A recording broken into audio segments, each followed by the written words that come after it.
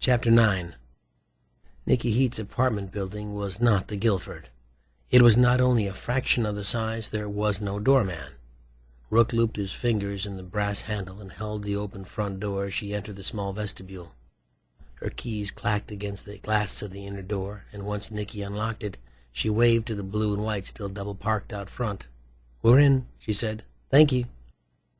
The cops left on the spotlight for them, and thanks to its spill, the lobby was dim but not totally dark. "Chair, see?"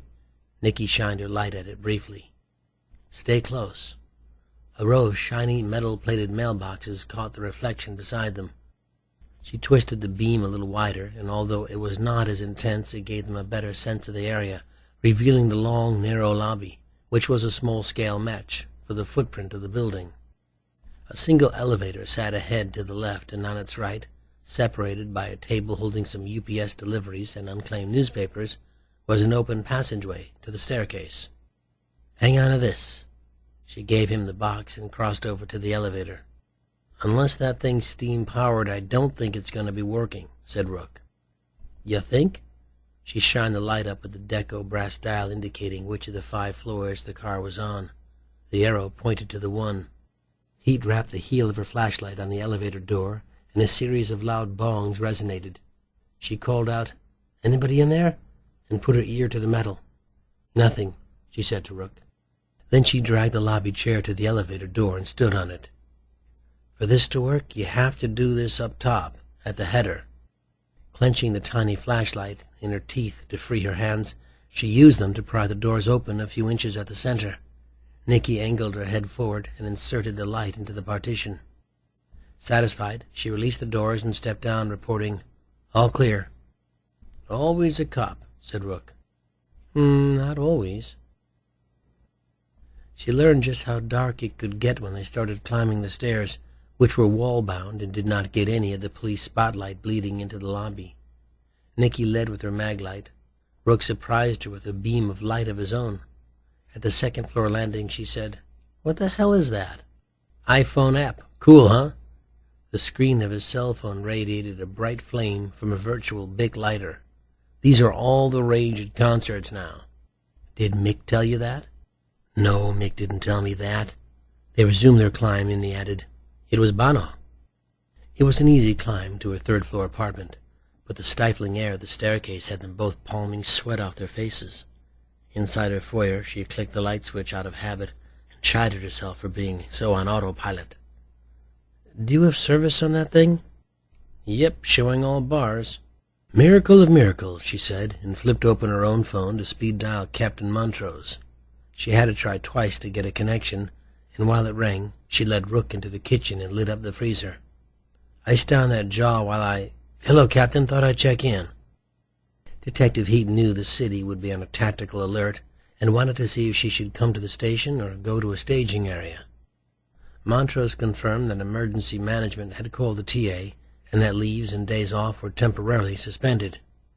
"I might need you to cover a shift, but so far anyway, the city is behaving. Guess we've got this down from 2003, he said. "Considering the 24 hours you've just had, your best use for me would be to get some rest and be fresh tomorrow in case this drags on." Captain, I was surprised to see I've got a little company out front." "All right. Put in a call to the 13th Precinct. They're treating you right, I hope." "Swell, very solid, but here's the thing. With this TA on, is this the best use of resources?" "If you mean covering my best investigator to make sure she doesn't get her sleep disturbed, I can't think of a better use. Rayleigh and Ochoa insisted on doing it themselves, but I put a stop to that. Now that would be a waste of resources." God, she thought, that would be just what she needed, having Roach show up and catch her out there brushing buttons in the dark with Rook. As it was, she wasn't keen on the idea of those uniforms knowing what time Rook was leaving, even if it would be soon. "It's sweet, Cap, but I'm a big girl. I'm home safe, the door's locked, the windows are closed, I'm armed, and I think our city will be better off if you kick that car loose." "All right," he said, "but you double-lock that door. No strange men in that apartment tonight, you hear?" She watched Rook leaning against the butcher block, holding a dish towel of ice cubes to his face, and said, "No worries, Captain, and Cap, thank you." She pressed end and said, They don't need me tonight. So your obvious attempt to cut my visit short didn't pan out. Shut up and let me look at that. She stepped over to him, and he lowered the towel so she could examine his sore jaw. Not swelling, that's good. An inch closer to my foot, you'd have been drinking soup through a straw for the next 2 months. Hold on, that was your foot you hit me with? She shrugged and said, Yeah, then rested her fingertips on his jaw. Work it again. Rook moved it back and forth. That hurt? Only my pride. She smiled and held her fingers there on him, caressing his cheek. The corners of his mouth turned up slightly, and he looked at her in a way that made her heart flutter. Nicky stepped away before the magnet pull gained real force, suddenly worried that deep down she might be some sort of freak who got turned on at crime scenes. First on Matthew Starr's balcony, and now here in her own kitchen. Not the worst thing to be a bit of a freak, she thought, but crime scenes? That was sure the common denominator. Well, that and, Rook.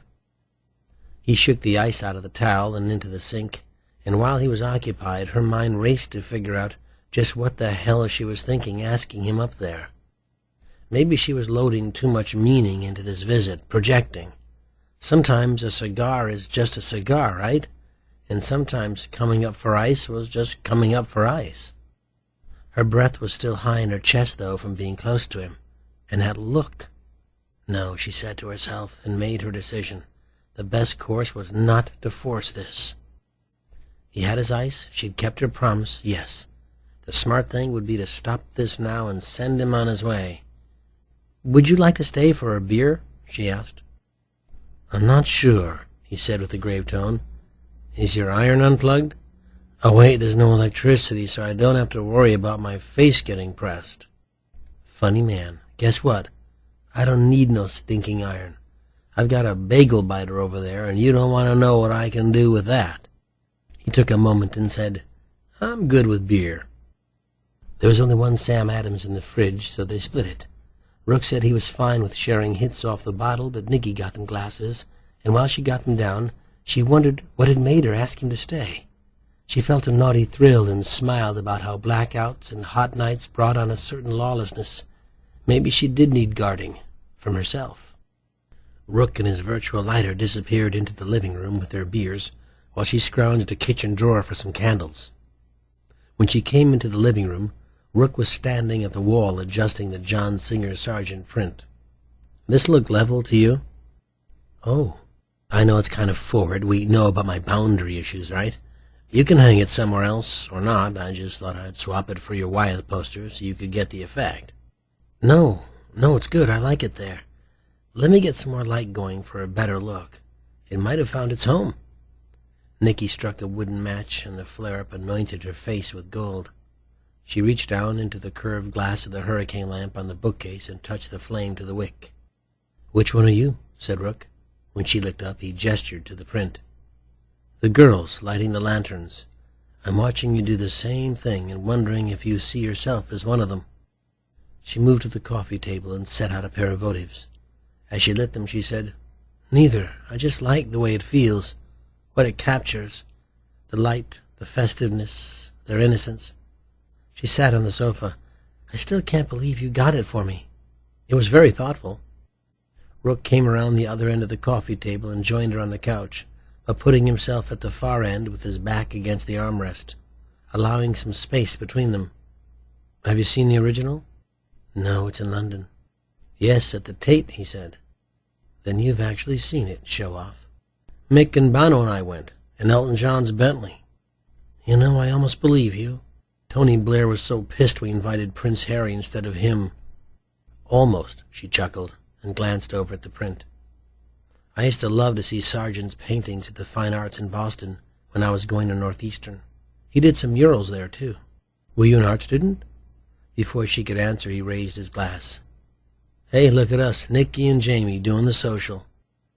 She clinked his glass and took a sip. The air was so warm the beer was already hitting room temp. I was an English major, but I really wanted to transfer to theater. You're going to have to help me with this. How did you go from that to becoming a police detective? Not such a huge leap, said Nicky. Tell me what I do isn't part acting, part storytelling. True, but that's the what. I'm curious about the why. The murder. The end of innocence. The life changer. She thought it over and said, "It's personal. Maybe when we know each other better." Personal. Is that code for because of a guy? Rook, we've been riding together for how many weeks? Knowing what you know about me, do you think I would make a choice like that for a guy? The jury will disregard my question. No, this is good. I want to know, she said, and scooted closer to him. Would you change what you do for a woman? I can't answer that. You have to. I'm interrogating your ass. Would you change what you do for a woman? In a vacuum, I can't see it. All right, then. But, he said, and paused to form his thought, for the right woman, I'd like to think I'd do just about anything.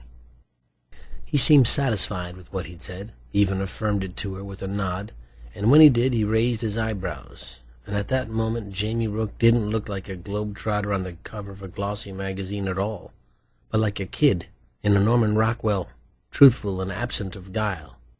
I think we need better alcohol, she said. There's a blackout. I could loot a liquor store. Do you have a stocking I can borrow to pull over my face?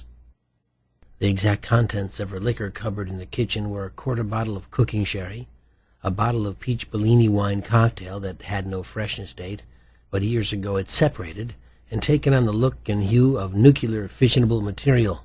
Aha! And a half bottle of tequila. Rook held the light, and Nicky rose up from the crisper drawer of the refrigerator, brandishing a sad little lime as if she'd snagged a Barry Bonds ball complete with hologram. Too bad I don't have any triple sec or Cointreau. We could have margaritas. Please, he said, you're in my area now. They returned to the couch, and he set up shop on the coffee table with a paring knife, a salt shaker, the lime, and the tequila. Today, class, we're making what we call hand margaritas. Observe. He sliced a lime wedge, poured a shot of tequila, then licked the web of his hand at the thumb and forefinger and sprinkled salt on it. He licked the salt, tossed back the shot, and then bit the lime. Whoa, yeah, that's what I'm talking about, he said. I learned how to do this from Desmond Tutu, he added, and she laughed. Now you. In one fluid move, Nicky picked up the knife, sliced a wedge, salted her hand, and brought it all home. She saw his expression and said, Where the hell do you think I've been all these years? Rook smiled at her and prepared another, and as she watched him, she felt herself relaxing her sore shoulders, and inch by inch, coming untethered from the state of alertness she had unwittingly adopted as a lifestyle. But when he was ready, Rook didn't down this shot. Instead, he held out his hand to her. She looked down at the salt on his skin and the lime between his thumb and finger. Nicky didn't look up at him because she was afraid if she did, she would change her mind instead of taking the leap. She bent toward his hand and darted her tongue out, quickly at first, but then, choosing to slow the moment down, she lingered there, licking the salt off his skin. He offered her the shot, and she fired it back, and then, cradling his wrist in her fingers, she guided the lime wedge she was holding to her lips. The burst of lime juice cleansed her palate, and as she swallowed, the warmth from the tequila spread from her stomach to her limbs, filling her with a luxurious buoyancy. She closed her eyes and ran her tongue on her lips again, tasting the citrus and salt. Nicky wasn't at all drunk. It was something else. She was letting go. The simple things people take for granted. For the first time she could remember in a long time, she was flat out relaxed. That's when she realized she was still holding Rook's wrist. He didn't seem to mind. They didn't speak. Nicky licked her own hand and salted it, held a wedge, poured a shot, and then she offered her hand to him. Unlike her, he didn't avert his gaze. He brought her hand up to him and put his lips on it and tasted the salt, and then the saltiness of her skin around it as they stared at each other. Then he drank the shot and bit the lime she gave to him. They held eye contact like that, neither one moving, the extended play version of their perfume-ad moment on Matthew Starr's balcony, only this time Nicky didn't break off. Tentatively, slowly, they drew an inch closer, each still silent, each still holding the other's steady gaze. Whatever worry or uncertainty or conflict she'd felt before, she pushed it aside as too much thinking. At that moment, Nicky Heat didn't want to think. She wanted to be. She reached out and gently touched his jaw where she had struck him earlier. She rose up on one knee and leaned forward to him, and rising above him, lightly kissed his cheek. Nicky hovered there, studying the play of shadows and candlelight on his face. The soft ends of her hair dangled down and brushed him. He reached out, gently smoothing one side back, lightly stroking her temple as he did. Leaning there above him, Nicky could feel the warmth from his chest coming up to meet hers, and she inhaled the mild scent of his cologne. The flickering of the candles gave the room a feeling of motion, the way it looked to Nicky when the plane she was in flew through a cloud. She pressed herself down to him, and he came to meet her, the two of them not so much moving as drifting weightless toward each other, attracted by some irresistible force in nature that had no name, color, or taste, only heat. And then what began so gently took on its own life. They flew to each other, locking open mouths together, crossing some line that dared them, and they took it. They tasted deeply and touched each other with a frenzy of eagerness fired by wonder and craving. The two of them released at last to test the edge of their passion. A votive candle on the coffee table began to sputter and pop. Nicky pulled away from Rook, tearing herself away from him, and sat up, chest heaving, soaked with perspiration, both his and her own. She watched the candle's glowing ember fade out, and when it had been consumed by the darkness she stood. She held out her hand to Rook, and he took it, rising up to stand with her. One candle had sparked brightly and died, but one was still burning. Nicky picked that one up and used it to light the way for them to her bedroom. Chapter 10. Nicky led him wordlessly into her bedroom and set the candle on her dresser in front of the trifold mirror, which multiplied its light. She turned to find Rook there, close to her, magnetic. She folded her arms around his neck and drew his mouth to hers. He wrapped his long arms around her waist and tugged her body to him. Their kisses were deep and urgent, familiar all at once, her tongue finding the depth and sweetness of his open mouth while he explored hers. One of his hands began to reach for her blouse but hesitated. She clutched it and placed it on her breast. The heat of the room was tropical, and as he touched her, Nicky felt his fingers ride the slick of perspiration above the dampness of her bra. She lowered her hand and found him, and he moaned softly. Nicky began to sway, then he did too, both doing a slow dance in some sort of delicious vertigo. Rook walked her backward toward her bed. When her calves met the edge of it, she let herself do a slow fall back, pulling him with her. As they both floated down, heat pulled him closer and twisted, surprising Rook by landing on top of him. He looked up at her from the mattress and said, "You're good." "You have no idea," she said. They dove into each other again, and her tongue picked up the faint acid tang of lime and then salt. Her mouth left his to kiss his face and then his ear. She felt the muscles of his abdomen flex hard against her as he curled his head upward, nibbling the soft flesh where her neck met her collarbone. Nicky stirred and began to unbutton his shirt. Rook was making a project out of her blouse button, so she rose up, straddled him on both knees, and ripped the blouse open, hearing one of her buttons skitter against the hardwood floor near the baseboard. With one hand, Rook unhooked the front clasp of her bra. Nicky shook her arms out of it and made a frenzied dive onto him. Their wet skin made a slap as her chest landed on his. She reached down and unhooked his belt, then undid his zipper. Nicky kissed him again and whispered, "I keep protection in the nightstand." "You won't need a gun," he said. "I'll be a perfect gentleman." "You'd better not." And she pounced on him, her heart pounding high in her chest with excitement and tension.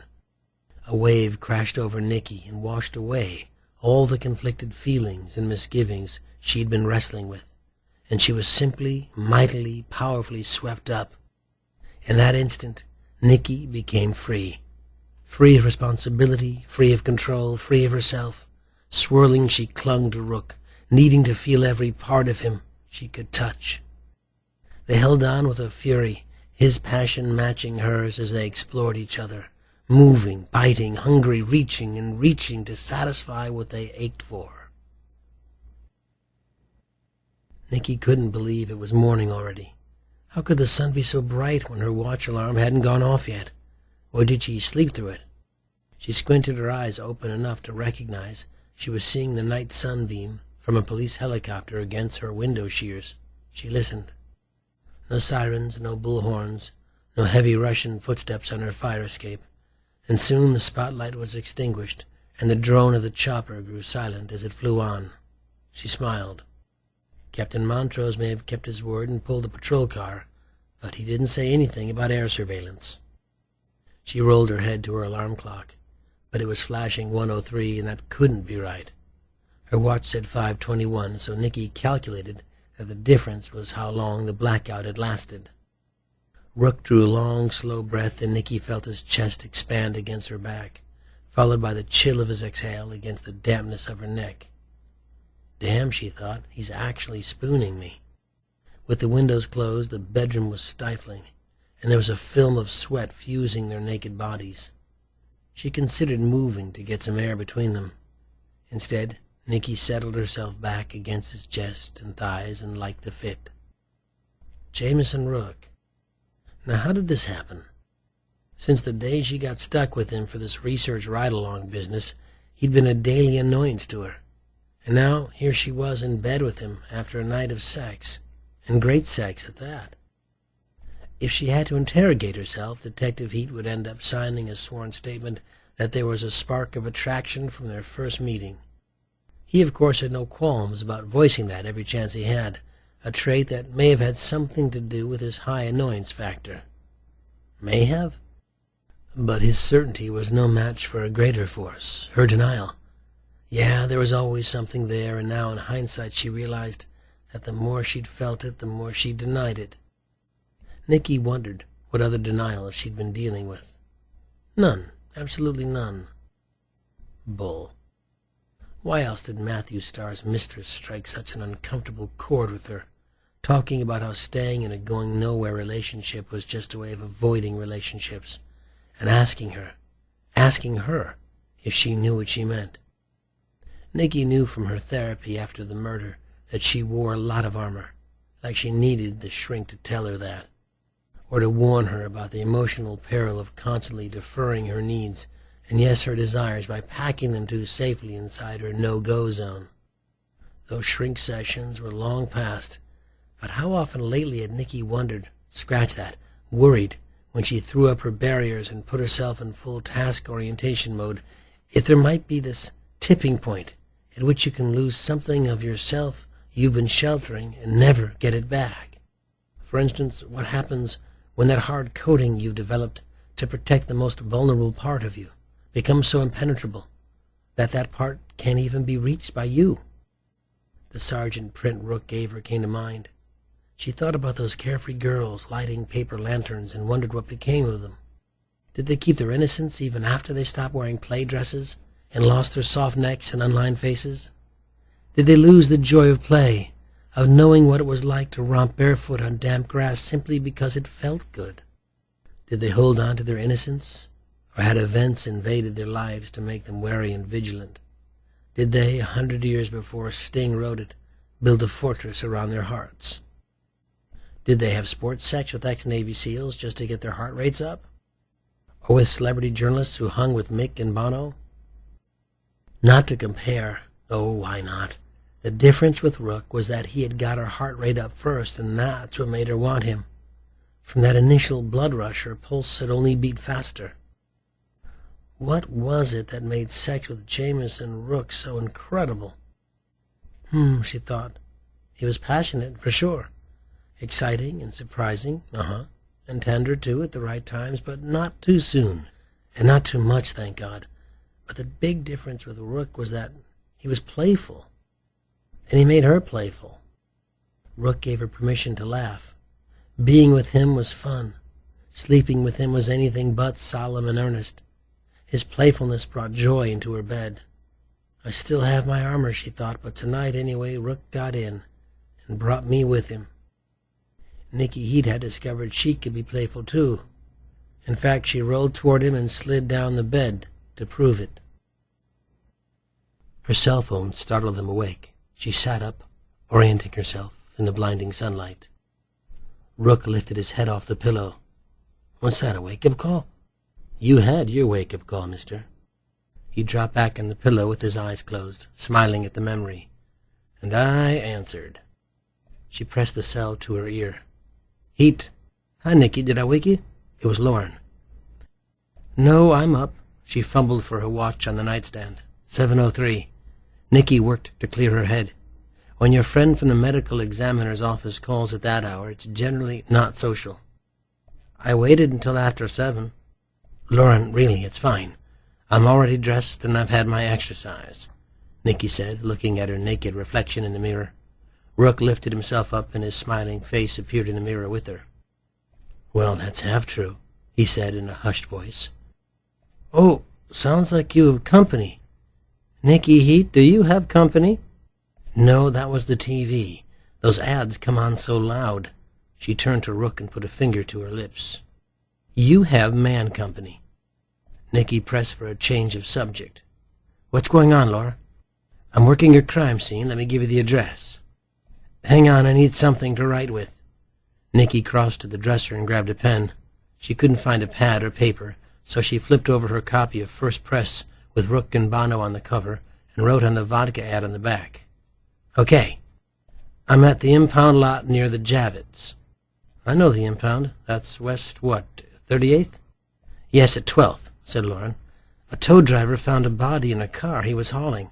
First Precinct's got jurisdiction, but I thought I'd give you a call because you're definitely going to want to come by for this. I found something that might relate to your Matthew Starr case." "What? Tell me." Nicky could hear voices in the background. The mouthpiece rustled as Lauren covered it and spoke to someone. Then she came back on. "Detectives from the First just got here all hot to trot, so I've got to go.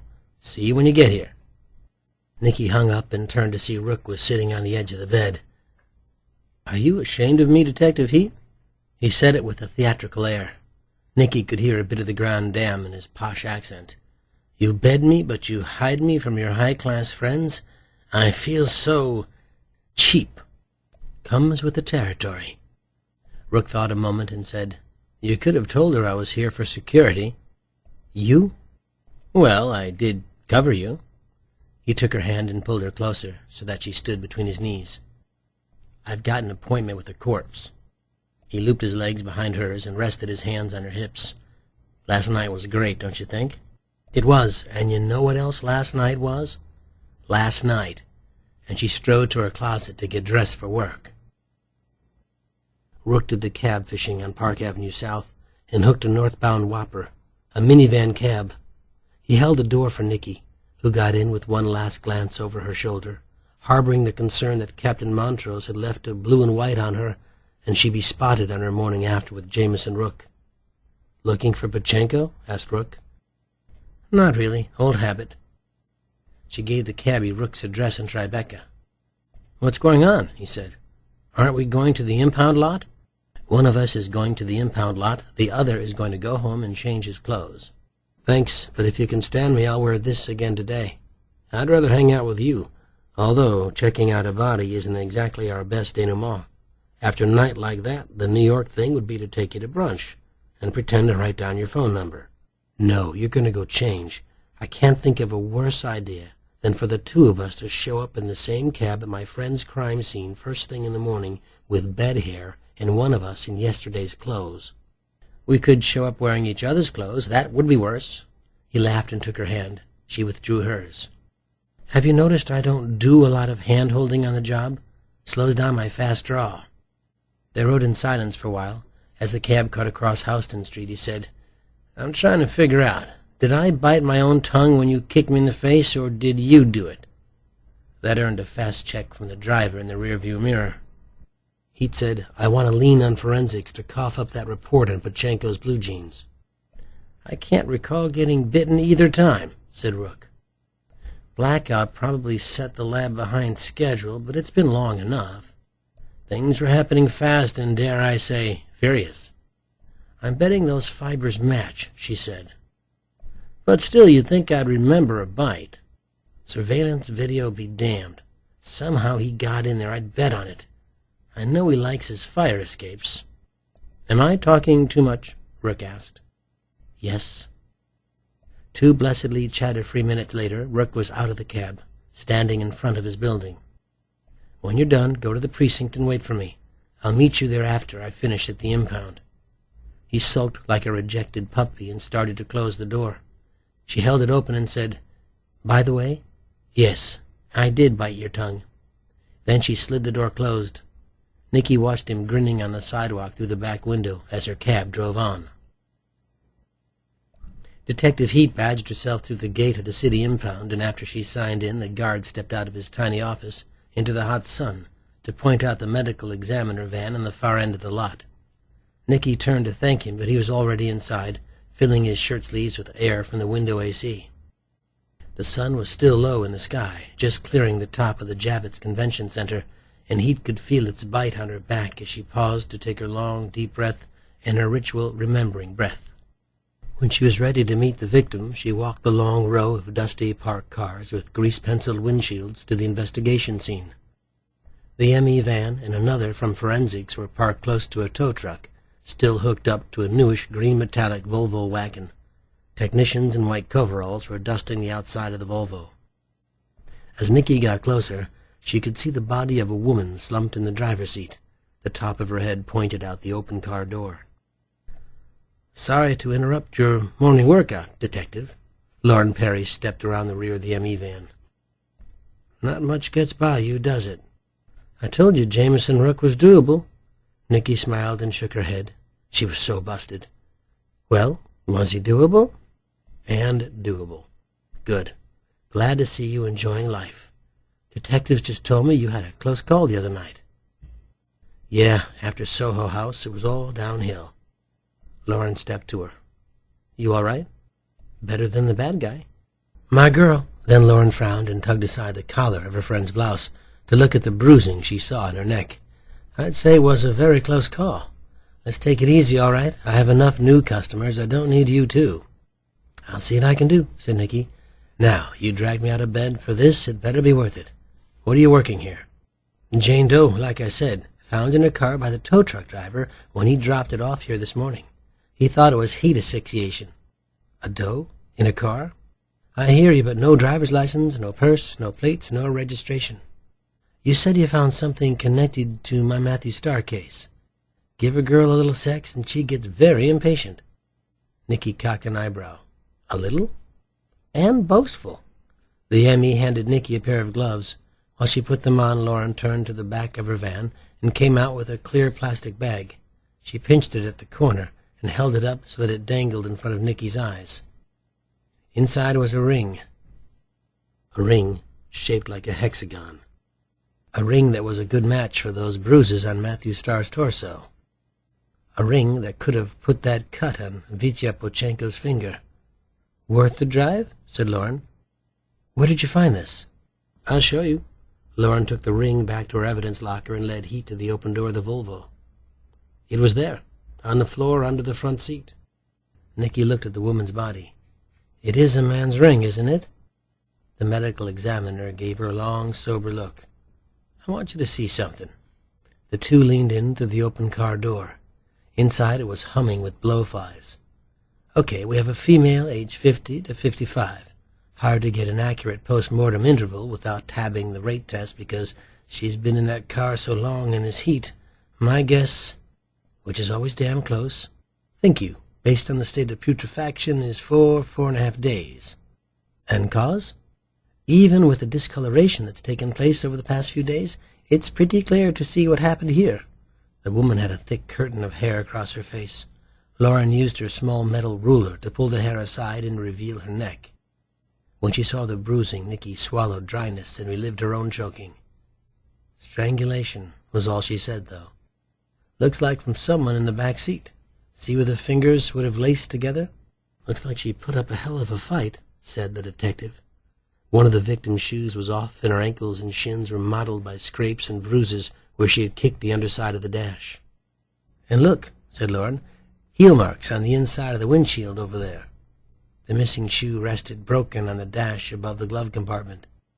"I think that ring belongs to whoever strangled her. It probably came off in the struggle." Nicky thought of the woman's desperate last moments and her brave fight. Whether she had been an innocent victim, a criminal getting a payback, or something in between, she was a person. And had she ever battled to live? Nicky made herself look at the woman's face, if for no other reason than to honor that struggle. And when Nicky looked at her, she saw something death plus time couldn't obscure. Images played hazily in the detective's mind. Grocery clerks and bank loan officers and photos of women from society pages, an old school teacher, a bartender in Boston. Nothing came to her.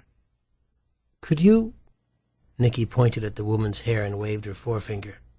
Lauren used her ruler to gently draw all the hair off her face. "I think I've seen her before," said the detective. He shifted her weight on her heels, leaned back from the woman about a foot, and tilted her own head to match the angle of hers, and pondered. And then she knew. The grainy photo at a three-quarters angle, with the expensive furniture in the background and the framed lithograph of a pineapple on the wall. She would have to look it up to be sure, but damn it, she knew. She looked at Lauren. "I think I've seen this woman on the surveillance tape from the Guilford. The morning Matthew Starr was killed." Her cell phone rang and she jumped. "Heat," she said. "Guess where I'm standing." "Rook, I'm not up for this right now." "I'll give you a clue. Roach got a call about a burglary last night. Guess where?" A cloud of dread gathered around her. "Starr's apartment. I'm standing in the living room. Guess what else? Every single painting in the room is gone." Chapter 11. 30 minutes later, Detective Heat stepped off the Guilford's elevator on 6 and strode the hall to where Rayleigh stood with a uniform outside the open door to the Starr apartment. The door frame bore a crime scene posting and the requisite yellow tape. Stacked on the luxurious hallway carpet by the door were plastic snap-lid tubs labeled Forensics. Rayleigh nodded hello and held up the police line tape for her. She ducked under and entered the apartment. "Holy shit," said Nicky, turning a circle in the middle of the living room. She craned her neck upward to take in the full height of the cathedral ceiling, believing what she was seeing, yet stunned at the sight. The walls were stripped bare, and all that was left were the nails and mountings. That living room had been Matthew Starr's self-proclaimed Versailles, and even if it hadn't been an actual palace, as a single room it most certainly qualified as a museum chamber, with its 2 stories of wall space graced by some valuable, if not cohesively collected, works of art. Amazing what happens to the size of a room when you strip everything off the walls. Rook stepped over beside her. "I know, it looks bigger." "Really?" she said. "I was going to say smaller." He flicked his eyebrows. "Guess size is a matter of personal experience." She shot Rook a furtive, cooler look and turned her back on him. When she did, Nicky was certain she caught a fast glance darting between Rayleigh and Ochoa. Well, she thought she was certain anyway. She made a forceful show of getting down to business. "Ochoa, we're absolutely sure Kimberly Starr and her son weren't here when this went down?" "Daytime doorman said she left yesterday morning with the kid." He flipped back through his spiral pad. "Here it is. Doorman got a call up to help her out with the rolling suitcase. That was about 10 a.m. Her son was with her." "Did she say where they were going?" "He held her a cab to Grand Central. From there he didn't know." "Rayleigh, I know we have her cell phone number. Dig it out and see if she picks up. And go easy when you break the news. She's had a hell of a week." "On it," said Rayleigh, who then head-nodded to the pair of detectives on the balcony. "Just to be clear, are we working this or is burglary?" "Heaven forbid, but we may actually have to cooperate. Sure, it's a 21, but we can't rule it out as part of our homicide investigation. Not yet, anyway. Especially with the discovery that Jane Doe from the surveillance tape and the ring at her death scene likely belonging to Pachenko, even a rookie's cop sense would tie it all together. What remained was to uncover how. I expect you to play nice with them. Just don't give away our secret handshake, okay?" The pair from burglary, Detectives Gunther and Francis, were cooperative but didn't have much information to share. There were clear signs of forced entry. They used power tools, obviously battery-operated, to compromise the front door of the apartment. "Beyond it," said Detective Gunther, "it's all pretty much neatsy-tidy. Maybe the lab rats will pick up something." "Something's not lining up for me," Nicky said. Moving this haul would take time and manpower. Blackout or not, somebody had to see or hear something. "Agreed," said Gunther. "I had a thought we should split off now and knock on a few doors, find out if anyone heard anything go bump in the night." He nodded. "Good thought." "Is there anything else missing?" asked Rook. Nicky liked his question.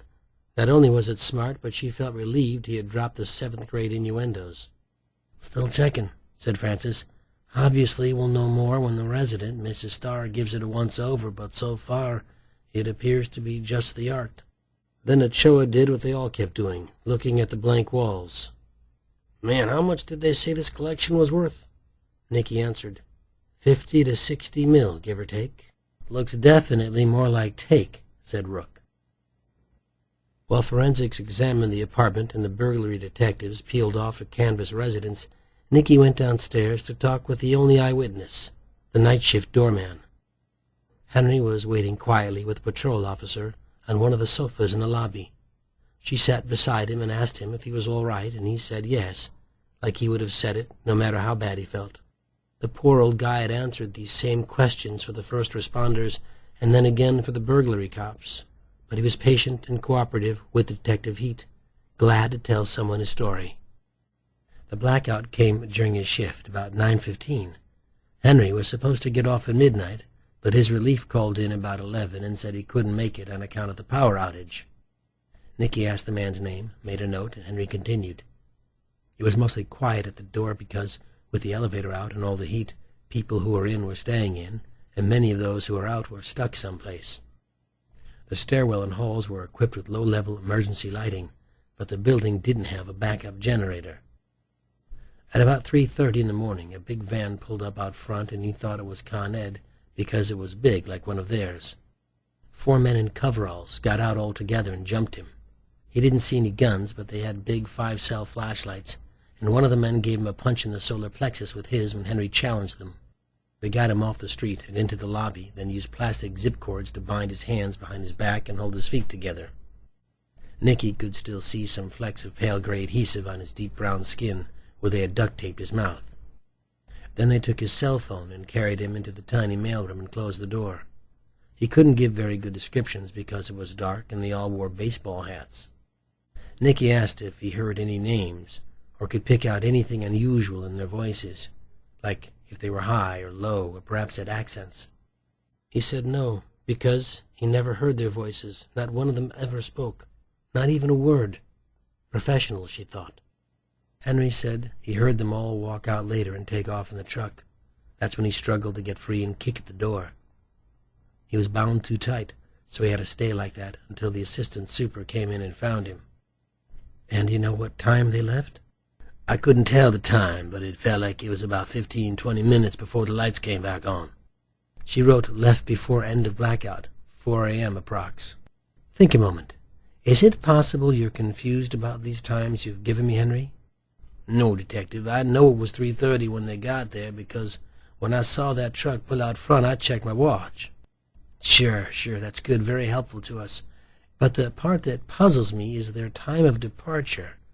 The blackout ended at 4:15. If you say they left about 15 minutes before that, that means they were only here a half hour. He processed what she was saying and then nodded agreement. Is it possible you fell asleep or were unconscious during that time? Maybe they left later than 4 a.m. Oh, believe you me, I was awake the whole time, trying to think of a way to get out. The old doorman paused, and his eyes began to rim with tears. Sir, are you all right? Her eyes darted to the patrolman standing behind him. Are you sure you don't want medical help? No, please, I'm not hurt. It's not that. He turned his face from hers and said in a low voice, I've been a doorman at this building for over 30 years. I've never seen a week like this one. Mr. Starr and his poor family. Your detective talked with William, you know, the day shift doorman, about that day. He's still afraid he'll be fired for letting those fellas slip in that morning. And now here I am. I know it's not the fanciest work, but this job means something to me. We've got some characters living here, but most folks are very good to me. And even if they aren't, I'm always proud of my service." He said nothing for a moment, and then looked up to Nicky, and his lip was quivering. "I'm the gatekeeper. More than anything else I do, it's my responsibility to make sure bad people don't get in here." Nicky rested a hand on his shoulder and spoke gently. "Henry, this is not your fault." "How's it not my fault? It was my watch." "You were overpowered. You're not responsible. Can't you see that? You were the victim. You did everything you could." She knew he was only half buying it, knew he was replaying the night, wondering what else he could have done. "Henry?" And when she had his attention again, Nicky said, "We all try. And try as we might to control things, sometimes bad things get in, and it's not our fault." He nodded and managed a smile. At least the words Nicky's therapist had once used with her made someone feel better. She arranged for a patrol car to drive him home.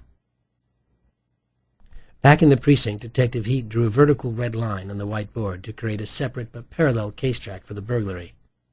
Then she sketched in the timeline of events, beginning with the departure of Kimberly Starr and her son, the time of the blackout, the phone call from the relief doorman, the arrival of the van and its crew, and their departure just before the end of the blackout. She then drew another red vertical to delineate a new space for the Jane Doe murder. "You're starting to run out of whiteboard," said Rook. "I hear you. The crimes are getting ahead of the solves." Then she added, "For now, anyway." Nicky taped up the lobby surveillance photo of the Doe. Beside it, she taped the impound lot death shot Lauren had taken of her an hour before. "But this one is leading us to something." "Too weird. She was in the lobby the same morning Starr got killed," said Ochoa. Rook rolled a chair over and sat. "Quite a coincidence." "Weird, yes. Coincidence, no," said Detective Heat. "You still taking notes for your article about homicide? Get this one down. Coincidences break cases. You know why? Because they don't exist. Find the reason it's not a coincidence, and you can pretty much get out your handcuffs, because you're going to be slapping them on somebody damn soon." "Any ID yet on the Doe?" said Ochoa. "Nope. All her personal effects were gone. Car registration, license plates. A squad from the 3-2 is dumpster diving for her purse in a radius around West 142nd and Lenox, where they towed her car from. When we break here, see how they're doing on the VIN." "Got it," said Ochoa. "What's keeping our fiber test?" "It's the blackout, but I asked the captain to roll an M80 under somebody's lab stool at forensics." Nicky posted on the board a photo of the hexagonal ring Lauren found. She taped it beside the matching bruise pictures of Matthew Starr's body and wondered if it was Pachenko's. "I want those results like yesterday." Rayleigh joined the circle. "I made contact with Kimberly Starr on her cell phone up in Connecticut. She said the city was suffocating, so she and her son spent the night at a friend's summer cottage in Westport, some place called Campo Beach." "Alibi that, okay?" said Heat. "In fact, we're going to split the list of everyone we've interviewed for the homicide and alibi check all of them, and be sure to include that relief doorman who missed his shift last night." Nicky crossed that item off her pad and turned back to Rayleigh. "How did she react to the burglary?" "Freaked. I'm still waiting for the hearing to return to this year. But like you told me, I didn't say what got taken, just that there was a break-in during the blackout." He said Mrs. Starr was hiring a car service to bring her to the Guilford, and that she would call when she was near, so they could meet her there. "Good going, Rayleigh," said Heat. "I want one of us to be there when she sees it. Whoever it is, take earplugs," he said. "Maybe she won't be so upset," said Rook. "I assume the collection was insured?" "I have a call in to Noah Paxton right now," said Nicky. "Well, assuming it was, she might be happy about this, although with all her face work, I don't know how you'll be able to tell." Ochoa confirmed what they suspected, that there was no security video of the burglary because of the blackout. But he said Gunther, Francis, and their team from burglary were still knocking on doors at the Guilford. "Hopefully it won't be an infringement on anybody's privacy issues to ask a few questions, but with bodies flying by their windows and $60 million worth of art getting hauled out of their building." Detective Heat didn't want to take a chance Kimberly Starr would get to her apartment before she did, so she and Rook went there to wait at the perennial crime scene. "You know," said Rook as they entered the living room again, She should just keep a supply of yellow tape on hand in the hall closet. Nicky had another reason for arriving early. The detective wanted to have some FaceTime with the forensics geeks, who never seemed to mind conversation with actual people, even if they always stared at her chest. She found the one she wanted to talk to on his knees, tweezing something usable off the living room rug. "Find your contact lens?" she said. He turned to look up at her. "I wear glasses." That was a joke. "Oh." He stood up and stared at her chest. "I noticed you worked the homicide here a few days ago." "You did?" "I did, Tim." The techie's face pinked around his freckles. "And I've been wondering, something maybe you can answer for me." "Sure." "It's about access to the apartment. Specifically, could someone have gained entry by the fire escape?" "On that, I can answer empirically no." "You sound so certain." "Because I am." Tim led Nicky and Rook to the bedroom hall, where the fire escape met a pair of windows. "It's standard to examine all possible points of entry. See here? It's a code violation, but these windows are painted shut, and have been for years. I can tell you how many years if you want me to run it in the lab, but for our purposes, say during the past week, there's no way these have been opened." Nicky leaned into the window frame just to check for herself. "You're right." "I like to think science isn't about right, it's about thorough." "Well said," Nicky nodded. "And did you dust for prints?" "No, it seemed unproductive given that it couldn't be opened." "I mean on the outside, in case somebody trying to get in didn't know that." The technician's jaw fell, and he looked at the window glass. Whatever pink was in his cheeks bled out, and Tim, with his face of freckles, looked positively lunar. Nicky's cell phone vibrated, and she stepped away to take the call. It was Noah Paxton. "Thanks for getting back to me. I was beginning to wonder if I upset you. It's been how long since we last spoke?" She laughed. "Yesterday, when I interrupted your take-out lunch." Rook must have heard her laughter, and he appeared from the hallway to hover. She turned and took a few steps away from him, not needing that layer of scrutiny, but she could see him hanging close by in her periphery. "See, almost a full 24 hours. A guy could get paranoid. What's the occasion this time?" He told him about the theft of the art collection. Her news was followed by a long, long silence. She said, "Are you still there?" "Yeah, you wouldn't joke. I mean, not about something like this." "Noah, I'm standing in the living room now. The walls are absolutely bare." Another long silence, and she heard him clear his throat. "Detective Heat, can I get personal?" "Go on." "Did you ever get hit with a big shock, and then, when you think you can't deal with it, you work through it, and then... excuse me." She heard him sip something. "And so you man up and work through it, and just when you do, out of nowhere comes another crushing blow, and then another, and then you reach a point where you just say, 'What the hell am I doing?' And then you fantasize about chucking it all, not just the job, but the life. Be one of those guys down on the Jersey Shore who make sub sandwiches in a hut or rent hula hoops and bikes. Just chuck it." "Do you?" "All the time, especially this minute." He sighed and swore under his breath. "So, where are you with this? Do you have any leads?" "We'll see," she said, adhering to her policy of being the sole interrogator in an interview. "I assume you can account for your whereabouts last night?" "Geez, you cut right to it, don't you?" "And now I'd like you to." Nicky waited, knowing his dance steps by now. Resist, then cave to pressure. "I shouldn't be pissed. I know it's your job, detective, but come on." She let her cold silence push him, and he surrendered. "Last night I was teaching my weekly night course at Westchester Community College up in Valhalla." "And that can be verified?" "I was lecturing 25 continuing ed students. If they run true to form, 1 or 2 may have noticed me." "And after that?" "Home to Tarrytown for a big night of beer and Yankees, Angels, and my local hang." She asked the name of the bar and wrote it down. "One more question and I'll be out of your life." "I doubt that." "Were the paintings insured?" "No." "They had been, of course, but when the vultures started circling, Matthew canceled the policy. He said he didn't want to keep shelling out a small fortune to protect something that would just go to the bankruptcy creditors." Now it was Nicky's turn to be silent. "Are you still there, Detective?" "Yes. I was just thinking Kimberly Starr was going to be here any minute. Did she know the insurance was canceled on the art collection?" "She did. Kimberly found out the same night Matthew told her he canceled his life insurance." Then he added, "I don't envy you the next few minutes. Good luck." Rayleigh wasn't kidding about the earplugs. When Kimberly Starr came into the apartment, she flat out screamed. She already looked ragged getting off the elevator, and began a low moan when she saw the door hardware on the hallway rug.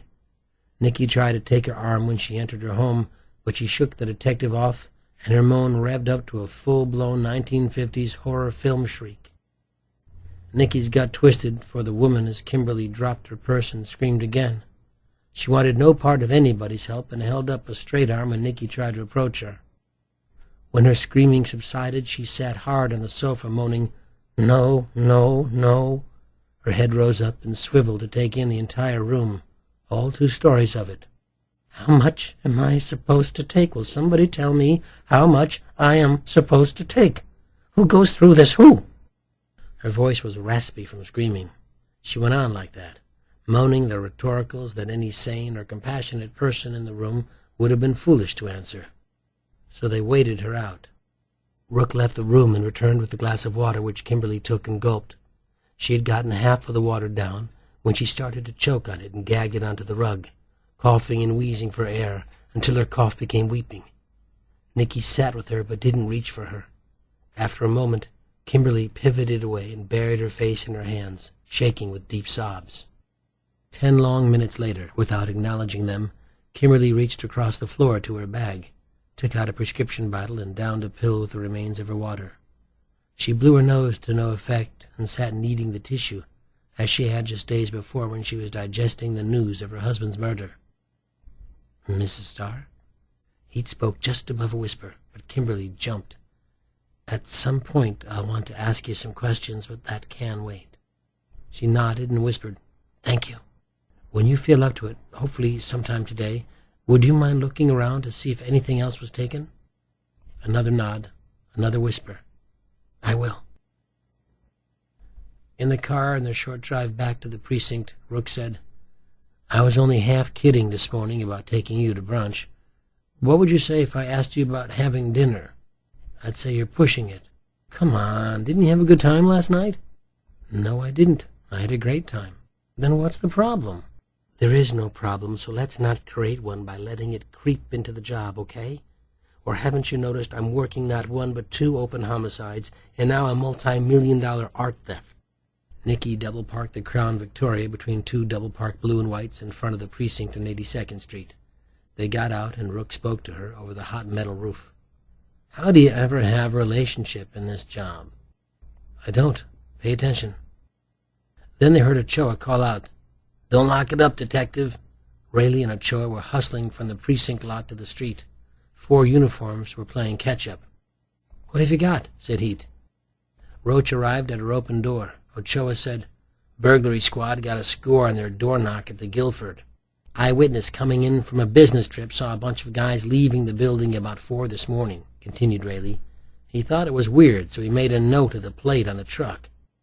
"And he didn't call it in?" said Rook. "Man, you are new at this, aren't you?" said Ochoa. "Anyway, we ran it, and the truck's registered to an address over Long Island City." He held up the note, and Heat plucked it from his hand. "Pile in," she said. But Rayleigh and Ochoa knew this was big, and each already had a leg in a door. Nicky fired the ignition, lit the gumball, and floored it. Rook was still closing his backseat door when she reached Columbus and hit the siren.